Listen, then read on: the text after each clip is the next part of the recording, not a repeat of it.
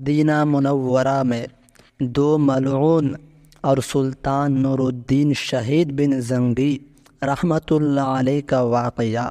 سلطان نور الدین شہید بن زنگی رحمۃ اللہ علیہ کو ایک رات خواب میں حضور صلی اللہ تعالیٰ علیہ وسلم کی زیارت ہوئی اور حضور نے دو شخصوں کی طرف اشارہ فرما کر فرمایا، نور الدین مجھے ان کے شر سے بچا۔ اسی طرح دوسری راتیں بھی حضور علیہ السلام نے خواب میں جلوہ افروز فرما کر یہی ارشاد فرمایا، اور پھر تیسری راتیں بھی تشریف لا کر دو شخصوں کی طرف اشارہ فرما کر ارشاد فرمایا کہ نور الدین مجھے ان کے شر سے بچا۔ سلطان نور الدین نے جب لگاتار 3 راتیں حضور کی تشریف آوری دیکھی اور حضور کا دو شخصوں کی طرف اشارہ فرما کر فرمانا کہ مجھے ان کی شر سے بچا سنا تو وہ بے چین ہو گیا اور اپنی فراست ایمانی سے سمجھ گیا کہ مدینہ منورہ میں ضرور کوئی ایسا برا واقعہ ظہور پذیر ہوا ہے جس کے باعث آقائے دو جہاں صلی اللہ تعالیٰ علیہ وسلم نے مجھے یہ ارشاد فرمایا ہے۔ تیسری بار جب حضور تشریف لائے تو رات کا کچھ حصہ باقی تھا۔ سلطان اسی وقت بستر سے اٹھا اور بہت سا خزانہ اپنے ساتھ لے کر 20 مقربان دولت کے ساتھ دمشق سے مدینہ منورہ کی طرف روانہ ہو گیا۔ 16 دن کے سفر کے بعد مدینہ منورہ پہنچ کر سلطان نے خزانہ کا منہ کھول دیا اور منادی کرا دی کہ اہل مدینہ پر آج درہم و دینار کی بارش ہوگی۔ ہر چھوٹا بڑا اس خبر کو سنتے ہی بارگاہ سلطانی کی طرف دوڑ پڑا۔ ہر شخص باری باری سے باریاب ہوتا تھا اور انعام و اکرام سے مالا مال ہو کر رخصت ہو جاتا تھا۔ اسی طرح سارا شہر سلطان کی نظر سے گزر گیا، مگر وہ موذی جو خواب میں دکھائے گئے تھے اور جن کا حلیہ پتھر کی لکیر کی طرح سلطان کے دماغ پر نقش تھا، نظر نہ آئے۔ آخر سلطان نے روضہ نبوی کے بعض خدام سے دریافت کیا، کوئی ایسا شخص تو باقی نہیں رہا جو انعام لینے نہ آیا ہو؟ انہوں نے عرض کیا کہ اور تو سب لوگ حاضر ہو چکے ہیں، سوائے 2 خدائے رسیدہ بزرگ نہیں آئے جو مغرب کے رہنے والے ہیں اور دن رات عبادت کرتے رہتے ہیں۔ سلطان نے حکم دیا کہ ان دونوں کو بھی حاضر کیا جائے۔ کچھ دیر کے بعد 2 آدمی سلطان کے پاس لائے گئے۔ سلطان نے آنکھ اٹھا کر دیکھا اور ایک نظر میں پہچان لیا کہ یہ وہی 2 شخص ہیں جن کی طرف حضور صلی اللہ تعالیٰ علیہ وسلم نے خواب میں اشارہ فرمایا تھا۔ پوچھا کہ تم دونوں کہاں رہتے ہو؟ کہنے لگے کہ روضہ اطہر کے مغرب کی جانب مسجد کی دیوار سے بنا ہوا ایک ویران سا مکان ہے، ہم اس میں رہتے ہیں۔ سلطان نے انہیں تو وہی چھوڑا اور خود سیدھا اس مکان میں داخل ہو کر اس نے ہر طرف چاروں طرف نگاہ ڈالی۔ مکان کا سامانی مختصر تھا، مگر جس قدر تھا زبان حال سے مکینوں کے زہد و ورع کی شہادت دے رہا تھا۔ طاق پر قرآن مجید رکھا ہوا تھا، اس کے علاوہ کچھ اور کتابیں بھی تھیں جن کے مضامین پند و نصاحی سے پور تھے۔ ایک کونے میں فقیروں اور مسکینوں میں تقسیم کرنے کی غرض سے غلے کا ڈھیر لگا ہوا تھا۔ فرش پر ایک بہت بڑا بوریا بچھا ہوا تھا، ان میں سے کوئی چیز بجائے خود قابل اعتراض نہ تھی۔ سلطان حیران تھا، سلطان پریشان تھا کہ اب کیا کرے۔ آخر اسی قدسی جذبہ نے جو اسے دمشق سے کھینچ کر مدینے لے آیا تھا، اس کا ہاتھ بوریے کی طرف خود بخود بڑھا۔ دیکھے تو صحیح کہ اس کے نیچے کیا ہے۔ بوریے کا اٹھنا تھا کہ ایک خوفناک حقیقت کا انکشاف ہوا۔ ان ملعونوں نے، جن کے تقدس کا گھر گھر چرچا تھا، ایک نقب لگا رکھی تھی جس کا رخ حجرۂ نبوی کی طرف تھا۔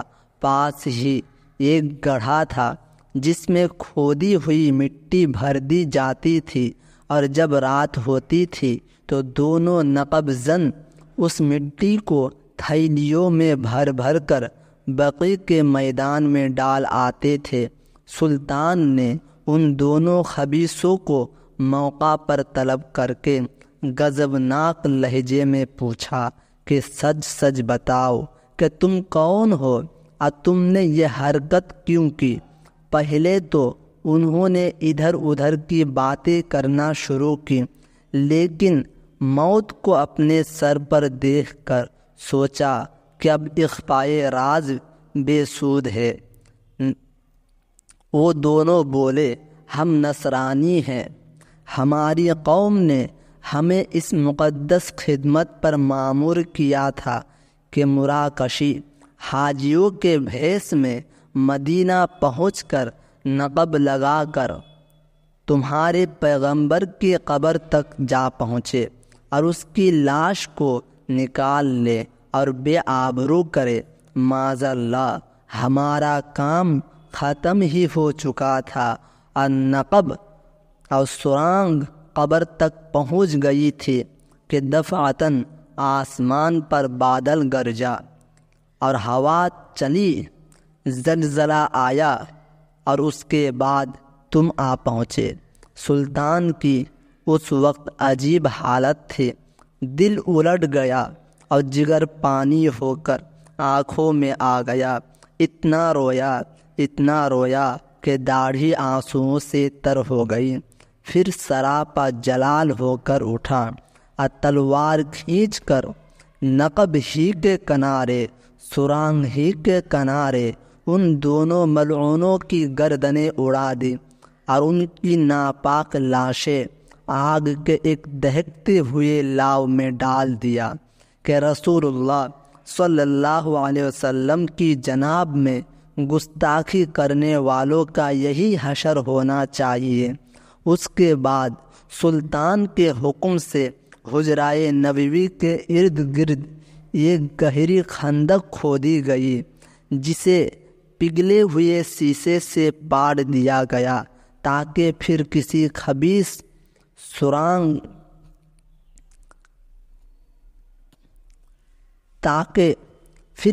خبیث نقب زن کا ہاتھ حضور رحمت عالم صلی اللہ علیہ وسلم کی آرام گاہ تک نہ پہنچ سکے۔ یہاں سے ہمیں سبق ملتا ہے، ہمارے حضور صلی اللہ تعالی علیہ وسلم قبر انور میں استراحت فرما کر بھی زندہ ہیں اور ہمارے سارے عالم کے نیک و بد اعمال کو دیکھ رہے ہیں اور سب کچھ جانتے ہیں۔ اور یہ بھی معلوم ہوا کہ حضور صلی اللہ علیہ وسلم کا حیات النبی ہونا اور آپ کے جسم انور کا محفوظ ہونا ایک ایسی حقیقت ہے جسے نصرانی تک بھی تسلیم کرتے ہیں۔ جبھی تو وہ حضور انور صلی اللہ علیہ وسلم کے جسم اطہر کو قبر انور سے نکال لانے کے لیے اتنی دور دراز سے آئے تھے۔ پھر جو برائے نام مسلمان حضور صلی اللہ علیہ وسلم کو مر کر مٹی میں مل جانے والا لکھے، وہ نصرانیوں سے بھی گیا گزرا ہوا یا نہیں؟ اور یہ بھی معلوم ہوا کہ بظاہر قرآن پڑھنا، عبادت کرنا اور صدقہ و خیرات کرنا اور نیکیوں کی صورت بنائے رکھنا اس امر کا موجب نہیں ہے کہ وہ شخص واقعی ایسا ہو، بلکہ بعض افراد ایسے بھی ہوتے ہیں جو بظاہر بڑے پارسا نظر آتے ہیں مگر بباطن سرور عالم صلی اللہ علیہ وسلم کے بے ادب اور گستاخ ہوتے ہیں۔ اسی لیے خود حضور سرور عالم صلی اللہ علیہ وسلم نے ایسے لوگوں کے لیے ارشاد فرمایا کہ ذیاب فی ثیاب، کہ یہ لوگ انسانوں کے لباس میں بھیڑیے ہیں۔ اور مولانا رومی نے بھی فرمایا ہے، اے بسا ابلیس آدم روئے ہست، پس نادر ہر دست باید داد دست، یعنی بہت سے شیطان بھی انسانوں کے بھیس میں پھر رہے ہیں، لہٰذا ہر شخص کا معتقد نہ ہونا چاہیے، بلکہ کچھ پہچان بھی پیدا کرنا چاہیے۔ اور یہ بھی معلوم ہوا کہ سلطان نور الدین رحمۃ اللہ علیہ بڑا ہی خوش قسمت سلطان تھا، جسے حضور صلی اللہ علیہ وسلم نے اپنی اس خدمت کے لیے منتخب فرمایا۔